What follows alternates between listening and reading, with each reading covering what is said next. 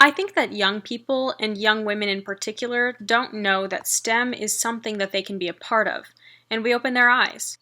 Hello, my name is Kayli Battel. I'm a senior from Saguaro High School. I like volleyball, art, and robotics, and in my high school experience have had the opportunity to be a part of creating something amazing. We call it Sisters in STEM, Girls Inspiring Girls. Supporting young girls who are interested in STEM, which is science, technology, engineering, and math, is a big deal in today's environment, and it's something that's very close to my heart and the hearts of all of us on my robotics team, but especially to the three of us who founded this program. In 2016, my robotics team began to co-coordinate an event that would help girls get involved in engineering. This program, while small, serving 8 girls and then 40 girls in 2 years, was very important to us because the attendees were so excited about the things that they learned about STEM. Sadly, in 2018, my junior year of high school, we learned that this event had been abruptly canceled. We were horrified. What could we do? We couldn't let it die. It was too important to us, and we couldn't let the girls down. So we brainstormed. By the end of our first meeting, we had the name, a logo, and a plan. We knew that we wanted to make an event that any girl could come to and feel empowered to go into any kind of STEM. With the help of our incredible teachers, school community, and robotics mentors, we began to come up with interactive stations that the girls could partake in, from a blow-up planetarium to a chalk activity called the Respiration Relay to drivable and programmable robots. We partnered with anyone we had connections with, parents, STEM businesses, even colleges, to gain momentum and access as many activities as we could. 3 weeks after we heard of the cancellation, we put on Sisters in STEM, Girls Inspiring Girls. In this event, we appealed to girls aged 5 through 15 and introduced them to different activities. For someone who's never actually participated in STEM or never felt like there was a place for them, it was a safe haven of discovery and exploration in really incredible topics. One of my co-founders, Ellie, has talked about the fact that she didn't even know that girls could be programmers until 8th grade because she'd never seen or heard of it before. She went on to be the head programmer for a robotics team for 2 years and to major in computer science in college. The game changer for our event was that the girls we interacted with could see with their own eyes girls who were in STEM, and we were pushing them to try new things and to learn something new about themselves.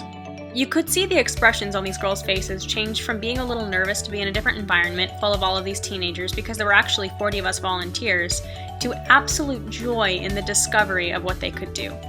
Our goal was to show girls that STEM is not only something that they can do, but that it's super fun. As soon as the event was over, we knew that we had something big. In the year between events, we worked toward marketing Sisters in STEM. I made us a website, reached out to the media, and we created partnerships with others in our community. Even in that first year, our impact went way beyond that first night. We were the inspiration for an all-girls coding club at a local elementary school. We were approached by a Title I school for math tutoring, and we tutored for the remainder of the school year. We made new partnerships with Scottsdale Community College, ASU, Society of Women Engineers, even Luminosity Lab. And we began plotting next year's strategy. We weren't ready to rest. In November of 2019, we put on our second annual Sisters in STEM. Because we had experienced it once, we were a little bit more prepared, which meant that we could experiment even more and push ourselves even farther. We added new STEM disciplines, including paleontology, which is the study of fossils, oceanography, which is obviously the study of the ocean, entomology, which is the study of bugs, and many other hands-on activities. We had girls who were actually able to hold worms in their hands, girls who could dig through sand to find fossils and classify them, girls who could actually CAD, which is computer-aided design and an integral part of engineering today. It was amazing.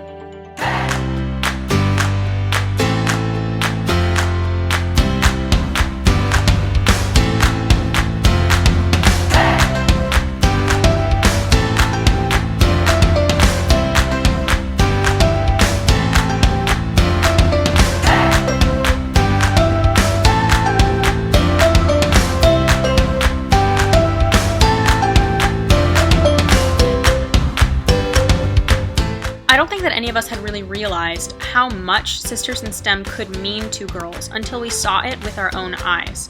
People learned of it. They started seeing our t-shirts, hearing about it from kids and families, and they started asking about it. We had some people start to reach out to see how they could be involved.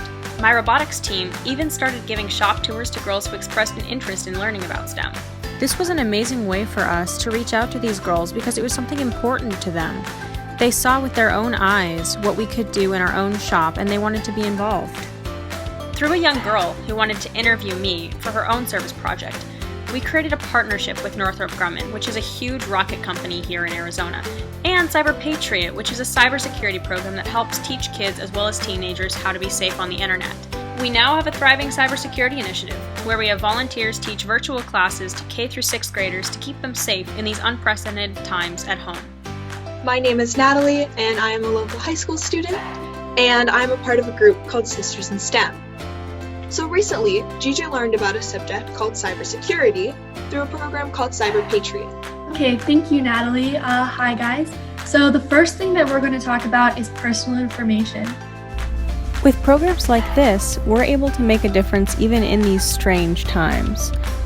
Once I heard on what my teacher says is a good website, that even though girls don't usually do STEM, the girls that do STEM are real good, and I'm wondering why that is, because I'm wondering, even though boys practice so much, what gave girls STEM power? And with the total $10,000 brought in by a Diamondbacks grant and Northrop Grumman, we are going to be able to take Sisters in STEM to outlying communities via the SIS Roadshow as soon as this quarantine is over. So, now that you know what happened to create Sisters in STEM, let me tell you about what went into it from an entrepreneurial point of view. We had done a different event in the past, and when it was canceled, it actually opened the door for creativity. I was at the meeting where we were talking about what we could do for these girls, and the second I realized it was a clean slate, I knew I wanted to be involved in making it happen. Sometimes being let down can actually give you the push that you need in order to do something new and totally creative. From there, it was just a matter of pulling together our resources. If you ever find yourself in the position of wanting to create something, reach out to the people you know. Don't be afraid to tell people you have an idea because you never know where support will come from. We figured out that a lot of people often want to be a part of making change happen. A lot of times, some of our biggest connections were made by emailing somebody and taking a chance. That's how we connected with teachers who had amazing ideas. It's how we connected with universities like Scottsdale Community College, which had great resources to offer us. It's how we connected with schools who wanted to share what we were doing with their students. Also, don't be afraid to email people. Email was 90% of the work that I did.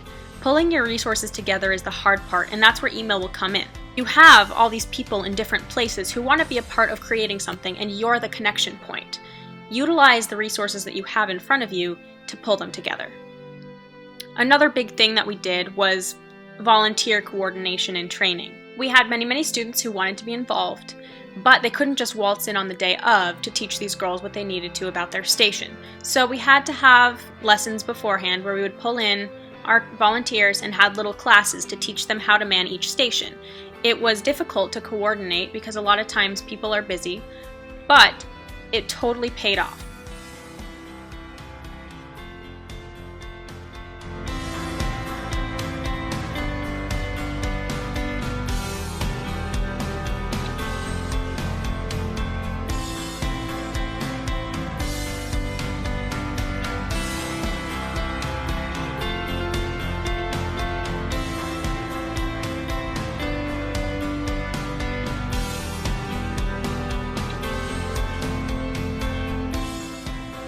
We also needed to pull together our stations.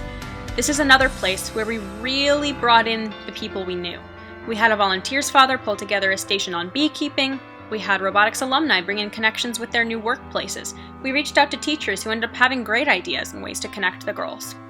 We discovered that most people wanted to help, whether that was with their resources or their imaginations.